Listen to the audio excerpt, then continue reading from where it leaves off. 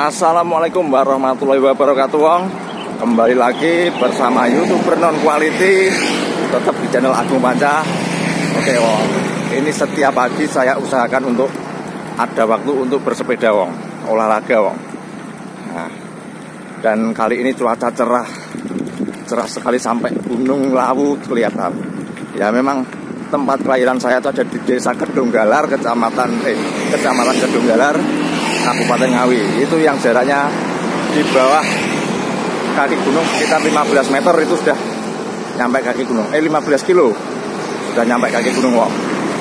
Nah, dan akhirnya kemarin saya mendapat tantangan dari teman kuliah saya. Saya ditantang sama Itok Rajai, teman kuliah saya dari Palu ya. Dulu teman di Malang. Dia nantangin setelah sudah lama sekali ya, berapa puluh tahun ya, ada sekitar 15 tahun lah, ada sekitar 15 tahun yang lalu pernah naik gunung bareng ke Lawu. Ini kemarin saya ditantang untuk mau naik gunung lagi, Wong. Piye wani kok gak munggah gunung meneh. Saya usahakan untuk ini, Wong, latihan dulu, Wong, karena dia sudah terbiasa lari-lari. Nah, saya usahakan berani terima tantangan. Tinggal kapan eksekusinya. Nah, sebelum berangkat ini saya latihan dulu untuk menguatkan ya. Karena memang naik Gunung Lawu itu membutuhkan tenaga dan mental yang luar biasa ya. Ya nggak hanya Gunung Lawu saja, semuanya gunung itu memang butuh adrenalin yang wah, luar biasa juga ya. Ini saya berhenti dulu, Wong ya. Saya istirahat dulu, Wong ya.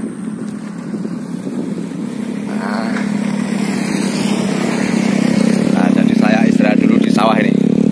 Oke, ini saya tunjukkan Gunung Lawu pas cerah-cerahnya, Wong ya. Nah, ini saya sudah berhenti dulu, Wong, istirahat setelah tadi nyampe di tol ya. Nah, ini saya tunjukkan tuh. Nah, itu namanya Gunung Lawu, Wong. Nah, itu sebenarnya cerah sekali, terlihat lekuk-lekuknya, Wong. Jadi kemarin saya ditantang sama teman saya, namanya Itok Rajai dari Palu. Itu teman saya kuliah. Itu saya nggak yang pertama, tapi yang kedua kali saya naik Gunung Lawu. Karena yang pertama saya masih SMA ya, sekitar tahun 98 saya naik Gunung Lawu ya. Waktu itu tahun 98 itu pas ada kerusuhan. Memang suasananya nasional agak mencekam, tapi kita tetap ya bismillah dan nggak ada niat yang jelek, kita naik ke Gunung Lawu dan alhamdulillah lumayan agak tersesat. Waktu SMA kelas 2 saya naiknya hanya berempat, Wong. Berempat sama saya sama Aris Banyuwangi sama Widi Klepon sama Robi Kelompok ya. Itu hanya berempat. Kita berani ke Lawu, Wong. Terus yang kedua sekitar tahun 2002 kalau nggak salah ya. Saya kuliah semester berapa itu ya? Semester 4 kalau nggak salah. Nah, itu ada 6 orang, Wong. Saya ke Lawu sama saya sama Widi Klepon sama Aitok dari Palu sama Robi Kelompok sama Embing Kelompok sama Mbah Mat Jombang. Nah, itu saya naik ke sana, saya lewat Mauspati. Saya naiknya lewat terminal Mauspati, naik bis, kemudian nyampe ke Cemoro Sewu. Nah, setelah itu jalan kaki. Memang Gunung Lawu ini banyak sekali para pendaki yang ke sana, Wong. Jalurnya sudah tertata lah ya. Artinya tertata itu sudah ada pos-posnya. Jadi kalau capek bisa istirahat di pos. Waktu itu ada sekitar 5 pos kalau nggak salah ya. 5 pos. Saya naik jam berapa saya lupa ya. Cuman perjalanan ke Lawu sekitar 9 jam kalau nggak salah ya. Dari Cemoro Sewu nyampe ke Hargodalem. Jadi Hargodalem itu tempat ngecamp lah, tempat ngecamp para pendaki-pendaki yang yang sebelum nyampe ke Hargodumilah. Jadi itu namanya Hargodalem, Wong. Nah, itu saya ke sana berenam. Nah, saya bisa nyampe puncak Gunung Lawu, tapi tubuhnya waktu itu patoknya masih nggak seperti ini, masih lama, Wong. Nah, memang saya ngelewati namanya ada Sumur Jolotundo, terus ada Sendang Derajat, terus nyampe ngecamp di Hargodalem. Nah setelah itu saya buat tenda di sana karena semua pendaki itu di Hargodalem, Wong. Nah itu kemudian setelah buat tenda di sana, istirahat sebentar, minum kopi, buat kopi, masak mie, ya seperti itulah. Itu saya naik ke Hargodumilah, puncaknya namanya Hargodumilah, Wong. Nah, di sana ada tempat apa ya, seperti petilasan Prabu Brawijaya. Nah, itu ada di sana. Dan itu saya lewat jalur yang umum. Pada tahun SMA lah, pada saat SMA saya tahun 98 tuh ya, saya naik pertama kali. Saya ngelewati desa paling akhir, di atasnya Jogorogo. Nah, ada namanya Desa Girimulyo. Nah itu saya naiknya lewat situ, yang hanya berempat tadi, Wong. Nah, yang hanya berempat tadi, saya naiknya lewat situ. Ya agak tersesat. Tersesatnya tuh karena saya nggak tahu jalan, Wong. Saya memang dari awal nggak tahu jalan. Yang tahu jalan teman saya. Ya, jadi saya atau kita semua ngikut, dan nggak ada pendaki yang lain selain kita berempat, karena memang bukan jalur pendakian. Nah, jadi saya teringat benar, saya nyampe nggak tahu ya itu namanya hutan apa ya. Pada waktu itu masih sore, masih terang, tapi memasuki hutan itu terlihat gelap sekali, dan pohonnya itu berserakan, Wong, berserakan, nggak teratur gitulah, pohonnya besar-besar.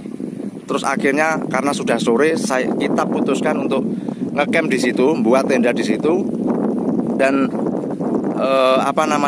kita makan di situ. Nah, tapi kita tidur di situ pun nggak semuanya barengan tidurnya. Jadi karena berempat, jadi dibagi dua-dua. Yang sore itu 2 tidur dulu, kemudian yang 2 melek sampai jam 12 malam. Setelah itu gantian sampai pagi. Nah tapi malamnya ya alhamdulillah nggak ada apa-apa. Kita semua aman karena kita nggak punya niat yang jelek ya. Alhamdulillah aman. Tapi saya waktu itu pas jaga malam sekitar jam 12 malam, itu saya noleh ke kanan. Saya nggak tahu ya, karena waktu itu nggak ada kompas. Kita nggak bawa kompas, kita nggak ada HP, hanya ada kamera apa ya itu. Belum ada waktu itu, belum bawa kamera. Saya bawa kamera itu, teman saya yang bawa kamera itu, yang saya naik kedua itu Widi Klepon yang bawa kamera. Tapi yang pertama nggak ada kamera sama sekali, jadi nggak punya dokumentasi, Wong. Nah itu saya pas ngecamp di situ itu noleh ke kanan, itu seperti ada kilat, karena kan gelap ya, gelap, ada kilat itu sudah kelihatan sekali. Tapi kilatnya itu dari bawah, Wong, bukan dari atas, dan nggak hujan. Nah itu saya juga tanda tanya sampai sekarang. Itu fenomena apa ya? Itu saya alami sendiri. Dan setelah nginep semalam, kita pagi-pagi kita bergegas lanjutkan perjalanan. Kita bereskan semua barang-barang, tenda dan sebagainya. Nah itu pas mau jalan itu kabutnya tebal sekali, Wong. Tapi nggak angin ya, nggak angin kencang ya. Hanya kabutnya memang tebal sekali, dan kita antisipasi karena kita jalan itu samping kiri itu jurang dalam sekali. Nah itu akhirnya kita berinisiatif karena kita bawa tali ya, tali tampar. Kita tali semua badan kita masing-masing supaya tapi gandengan ya, kita tali itu gandengan supaya kalau ada satu yang terjatuh semuanya juga ikut terjatuh. Jadi sama-sama saling merasakan, Wong. Nah, di situ terasa apa ya? Wah, saya terenyuh sekali ini cerita masa lalu itu ya. Di situ terasa sekali rasa solidaritas, Wong ya. Nah setelah kita jalan, kemudian lepas dari hutan tadi, itu melewati tangga alami, maksudnya ya, tangga alami dari bukit. Itu naiknya luar biasa. Jadi nggak bisa berdiri biasa, itu nggak, berdiri sambil jongkok, Wong. Sambil membawa tas carrier, tasnya yang besar-besar itu ya. Nggak tahu waktu itu isinya apa aja, nggak tahu. Yang pasti rokoknya kalau nggak Aga, Sampurna Hijau atau 76. Itu rokok kretek, waktu itu saya masih merokok, Wong. Kemudian naik dan nyampe di Padang Oro-Oro gitu ya. Nah, Padang Oro-Oro, dan kita bingung tersesat arahnya kemana. Akhirnya ya kita nggak tahu jalan wong waktu itu ke Lawu itu ya. Nah, itu kemudian kita bingung dan ya berhenti sejenak wong. Dan tiba-tiba ya seperti dapat pesan dari bawah sebelumnya ya, itu tiba-tiba ada burung jalak yang datang dan menclok menclok di pohon itu ya, pohon kecil itu ya. Nah itu ya kita nggak menangkap atau nggak apa gitu, nggak, cuma mendekati. Kita mendekati burung itu, kemudian burung itu terbang lagi kemana gitu ya, tapi nggak jauh, terbang dekat. Nah, kita selalu mengikuti. Tanpa sengaja kita menemukan jalan atau arah ya, ada seperti pertigaan lah kalau jalan itu ya. Itu yang ke kanan itu ke Candi Cetha, yang ke kiri ke Pasar Dieng. Terus kita mengikuti itu, akhirnya kita ke arah Pasar Dieng. Karena kalau ke Candi Cetha nanti turun lagi ya. Nah itu kita ke Pasar Dieng. Jadi kita melewati Pasar Dieng yang notabene kata orang-orang yang sudah pernah mengalami, Pasar Dieng itu adalah pasar setan. Yang ada hari-hari tertentu itu ada suara transaksi ya seperti pasar, tapi nggak ada wujudnya. Nah, wujudnya hanya batu-batu sama pohon-pohon pohon nggak tahu pohon namanya apa. Nah saya ngelewati di situ dan suasananya memang mencekam wong. Artinya mencekam itu beda lah, aura mistisnya keluar wong. Dan setelah itu kita ya nggak niat jelek, kita hanya numpang lewat saja. Kulon nuwun numpang lewat, nah kita lewat terus. Kemudian kita nyampe Sendang Derajat. Nah sudah nyampe Sendang Derajat itu sudah dekat dengan Hargodalem. Ya alhamdulillah wong, karena memang Sendang Derajat itu ada airnya yang untuk konsumsi para pendaki yang ada di atas wong. Jadi ya memorinya kita tersesat tadi. Nah itu kita sebagai pelajaran untuk mau naik Gunung Lawu berikutnya. Jadi alhamdulillah kita nyampe Hargodalem dan ngecamp di sana lah berapa hari ya, waktu itu 2 malam kalau nggak salah. Wah, itu luar biasa. Naik gunung itu kita terasa kecil sekali wong, nggak ada apa-apanya. Jadi inilah ciptaane Gusti Allah wong, Tuhan yang Maha Esa. Itu menciptakan alam semesta kita yang kita harus jaga, kita harus pelihara wong. Luar biasa keindahannya wong. Nah, jadi itu cerita masa lalu saya pada saat naik Gunung Lawu. Nah, ini ada fotonya ya.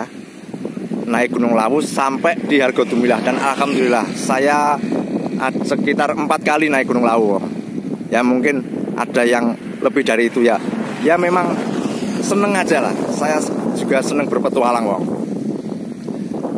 Jadi ya itu sharing-sharing atau jadi kalau naik ke suatu tempat seperti gunung itu ya kita nggak ada niat yang jelek.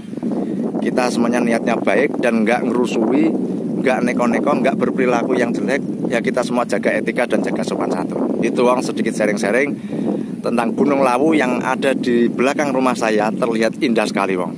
Nah, oke ya sekian dulu ya. Wassalamualaikum warahmatullahi wabarakatuh wong.